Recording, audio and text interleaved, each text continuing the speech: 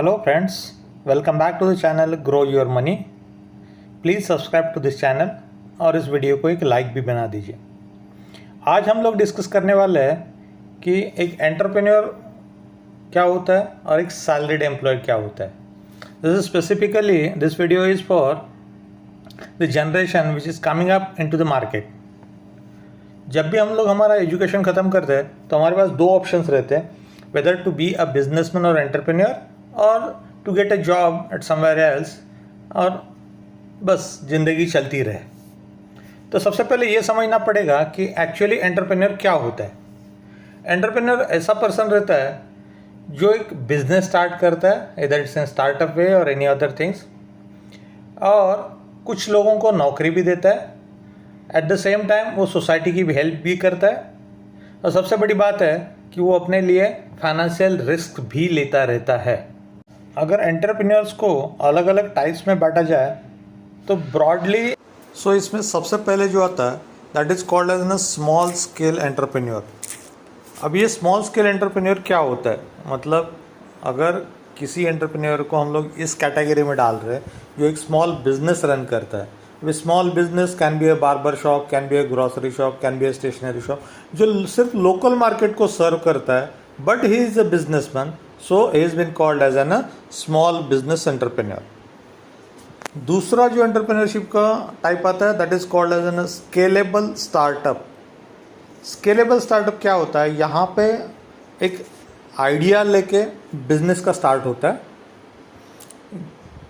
वो बिज़नेस का पर्पज़ ही ये होता है कि ये बिज़नेस को ग्रो करना है लार्ज स्केल पे, एग्जिस्टिंग जो इंडस्ट्रीज़ होती है उसको डिस्टर्ब करना है और ख़ुद का एक पोजीशन क्रिएट करना है या मेंटेन करना है। प्रोबेबली इसमें क्या होता है कि बहुत बार लोग इनोवेटिव आइडियाज़ लेके स्केलेबल स्टार्टअप में जाते हैं। हम लोग देखेंगे जोमेटो है, ओयो है, उबर है, ये सारे स्केलेबल स्टार्टअप से स्टार्ट किए हुए हैं जो आज काफ़ी बड़ी कंपनी इंडस्ट्री में और बहुत सारे पुराने प्लेयर्स को डिस्टर्ब भी कर चुके हैं। तीसरा आता है large scale company entrepreneur. Large scale company entrepreneur में क्या होता है कि एक एग्जिस्टिंग कंपनी रहती है जो ये चाहती है कि उसका अलग से डिवीज़न निकल जाए जो उसके ओवरऑल प्रॉफिट में कंट्रीब्यूट करे। जनरली जो एस्टेब्लिश्ड कॉरपोरेशंस होती है, जो कंपनीज होती है, वो लोग इस टाइप के एंटरप्रेन्योरशिप में जाते हैं। वहाँ पे वो लोग इनोवेटिव आइडियाज़ करते हैं। हम लोग इसका बेस्ट एग्जांपल अगर देखेंगे तो फार्मास्यूटिकल इंडस्ट्री, तो फार्मा इंडस्ट्री में क्या होता है कि नए नए इनोवेशंस आते हैं और वो इनोवेशंस को बहुत बार बहुत सारी pharma companies as a sub division बोल के लिस्ट करती है, वहाँ से वो अपना बिजनेस चालू करते हैं। So that gives an additional benefit to the mother organization. और एक जो आता है एंटरप्रेन्योर्स का that is called as an social entrepreneurs. Social entrepreneurs क्या होता है, वो जनरली एक बिजनेस क्रिएट करने का ट्राई करते हैं जो वेंचर के साथ हो, जिसमें हमारे जो सोशल इश्यूज होते हैं या एनवायरमेंटल इश्यूज होते हैं या जो कल्चरल चैलेंजेस आती है उसको ओवरकम करके अगर कोई एंटरप्राइजेस फॉर्म होता है, so that is called as an social enterprises. तो ये सोशल एंटरप्राइजेस के कुछ एडवांटेजेस भी है, कुछ डिसएडवांटेजेस भी है। और सबसे लास्ट में जो आता है that is called as a non profit entrepreneur. Generally हम लोग जिसको NPO बोलते हैं that is non profit organisations, इसमें ये लोग डिपेंडेंट रहते हैं डोनेशंस के ऊपर, चैरिटी के ऊपर, या इनको जो फंड्स होते हैं वो फंड्स के ऊपर। इस टाइप के बिज़नेस का मोटो प्रॉफिट कमाना नहीं होता है।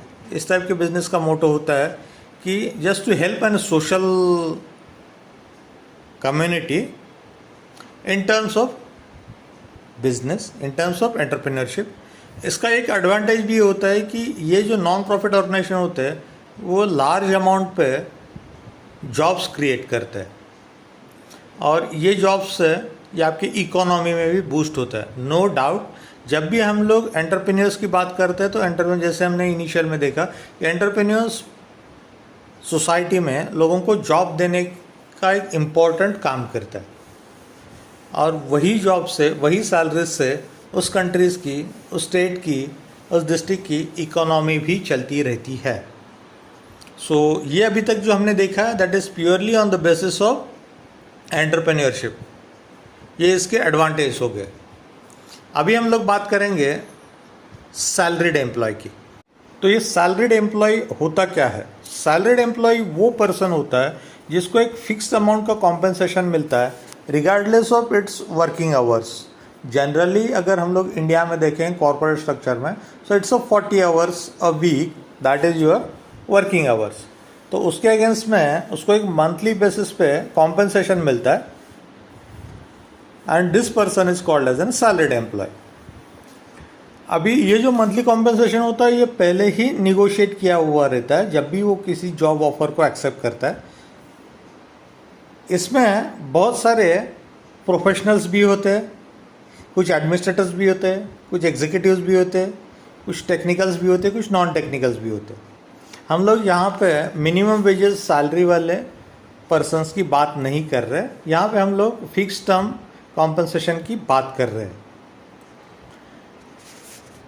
अगर कोई बंदा 70 लाख रुपए पर एनम पे जॉब कर रहा है, so that means he will get 70 lakh rupees per annum regardless of number of hours work by him in an year. जो 70 लाख है वो उस कॉर्पोरेट को उसको पे ही करना है, उस कंपनी को उसको पे ही करना है irrespective of his number of working hours. लेकिन जब हम लोग ये 70 लाख रुपए की बात करते हैं तो 70 लाख रुपए में बहुत सारे कंपोनेंट्स भी होते हैं, बहुत सारे डिडक्शंस भी होते हैं। बहुत बार इसमें फिक्स पे, वेरिएबल पे, ये पार्ट्स भी होते हैं। इसमें आपका प्रोविडेंट फंड डिडक्ट होता है, अदर डिडक्शंस भी रहते हैं, एलटीए रहता है। सो ये सब मिला के that is called as an CTC as a 70 lakh rupees. अगर हम लोग देखेंगे कि एडवांटेजेस क्या होते हैं एक सैलरीड एम्प्लॉयड, सैलरीड एम्प्लॉयड का सबसे बड़ा एडवांटेज ये होता है कि उसको प्री डिटरमाइंड पेमेंट हर मंथली मिलता ही रहेगा, irrespective of whether your company is growing और इज इन अ प्रॉफिट और something like that, but still आपने वो इनिशियल में निगोशिएट किया है, so you will get your fix salaried income. At the same time यहाँ पे क्या होता है कि आपको अलग अलग कंपनीज अलग अलग बेनिफिट्स देते हैं। बहुत सारे कंपनीज आजकल टैक्स बेनिफिट के लिए आपको मील कार्ड्स दे देंगे या गिफ्ट्स कार्ड दे देंगे, या कई बार अगर कोई कार बाय करना चाहता है तो उसके लिए लीज कार दे देंगे। सो उस केस में क्या होता है कि आपका टैक्स वाला जो पार्ट होता है वो कम होता है। एट द सेम टाइम्स जैसे हमने पहले बात किया कि सैलरी का एक पार्ट्स एलटीए भी होता है, that is leave travel assistance. तो उस चीज़ में आपको कंपनी लीव्स भी देता है, और वो लीव्स यूज़ करके you can make your travel arrangement, tours. जैसे जैसे हम लोग एक्सपीरियंस के साथ आगे बढ़ते जाते हैं वैसे वैसे हमारा कॉम्पेंसेशन जो होता है ना वो बढ़ता जाता है। ठीक है, इसमें टैक्स पार्ट भी इंक्रीज होता है, लेकिन स्टिल आपका सैलरी बढ़ता रहता है। यहाँ पे सैलरीड एम्प्लॉय के लिए अगर आप खुद को अपडेट रखोगे तो आपका करियर पाथ भी एक बेटर हो सकता है। एट द सेम टाइम जब भी हम लोग बोलते हैं कि मैं इस कॉर्पोरेट में जनरल मैनेजर हूँ या एवीपी हूँ या वीपी हूँ, तो मेरा एक सोशल स्टेटस भी बनता रहता है। लेकिन जब भी हम लोग एडवांटेजेस की बात करते हैं तो ऑब्वियस है कि एडवांटेज के साथ डिसएडवांटेज भी आते हैं। यहाँ पे बहुत बार अगर मेरा टास्क कंप्लीट करने के लिए मुझे एक्सेस वर्किंग आवर्स काम करना पड़ा तो उसके लिए मुझे कोई पेमेंट नहीं मिलता है। स्पेसिफिकली जब हम लोग देखते हैं आईटी इंडस्ट्रीज़ में तो यहाँ पे working hours, longer working hours रहते हैं, लेकिन उसके अगेंस्ट में आपको एज सच कोई एडिशनल बेनिफिट्स नहीं मिलता है या एडिशनल कॉम्पेंसेशन नहीं मिलता है लाइक ओवर टाइम और अदर्स। जो फिक्स वेजेस या मिनिमम वेजेस पे वर्कर्स रहते हैं, जिनके लिए ओवर टाइम कॉन्सेप्ट होता है, वैसे इन लोगों के लिए नहीं होता है जिनके पास फिक्स कॉम्पेंसेशन सिस्टम है। इनके लॉन्गर वर्किंग आवर्स रहते हैं। अभी जब मेरा 8 से 10 घंटे का या 10 से 11 घंटे का वर्किंग टाइम रहेगा एज ए सैलरीड एम्प्लॉय, इसका ऑब्वियस इम्पैक्ट है कि मेरा जो वर्क लाइफ बैलेंस है वो डिस्टर्ब हो जाएगा। हम लोग एज अ फैमिली के लिए जो टाइम स्पेंड करना चाहिए वो कम हो जाता है। This is obvious. The last thing जो सैलरीड एम्प्लॉय के लिए रहता है, दैट इज़ चैलेंज रहता है आपको प्रोफेशनली आगे जाने का। क्योंकि जब भी एक कॉलेज से 100 इंजीनियर्स बाहर निकलते हैं, तो अगर हम लोग एक हाइपोथेटिकल केस पकड़ेंगे तो 100 इंजीनियर्स में से हार्डली 2 या 3 ही engineers, I am giving an hypothetical example, CEO level तक जाते हैं। That is the top most level in a private organisation. तो आपका कंपटीशन जो होता है ना, वो काफ़ी टफ रहता है। ये होता है इसका डिसएडवांटेज।